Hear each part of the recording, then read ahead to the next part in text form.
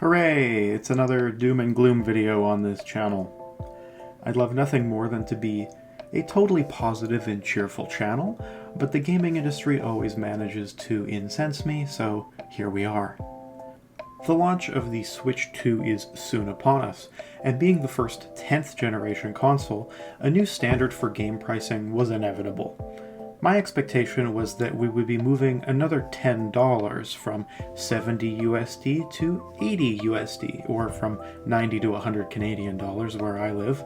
What I absolutely did not see coming was that they would be doing away with the price standardization altogether, and pricing games whatever they deem it to be individually worth, a practice that we haven't seen in decades.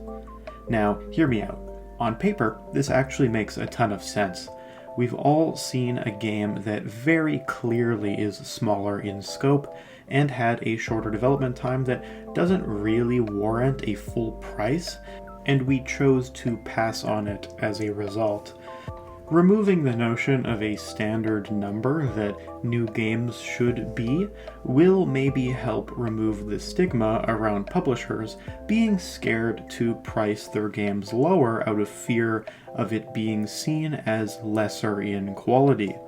Likewise, there are absolutely games that I own and I consider to be masterpieces and would have gladly paid more for, though I will admit this is for only a handful of truly special edge cases.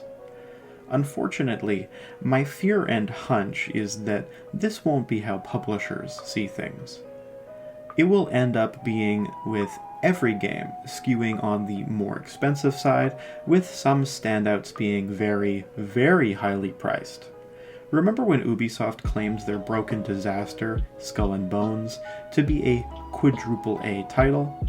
I don't find it difficult to imagine a world in which they feel emboldened enough to charge over $100 for the base version. We've already seen Nintendo's competitors take note too. Sony and Microsoft, seemingly waiting for someone to make the first move, have now raised the prices of their consoles. Xbox has not only raised its console pricing, but its games as well. I'm sure it's only a matter of time before Sony follows suit. A 2TB model of the Series X is now more expensive than a PS5 Pro. My goodness. Considering the dire straits the Xbox brand is currently in, I just can't imagine this is going to go well for them in the long term.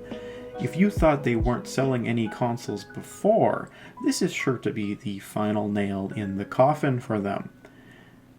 This is the first console generation where the systems got more expensive as time went on rather than getting discounted.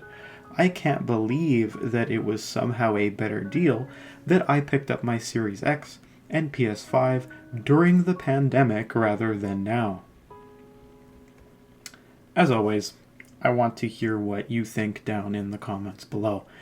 What do you think about forgoing standard pricing and having games costs be all over the place? Until next time, thanks for watching.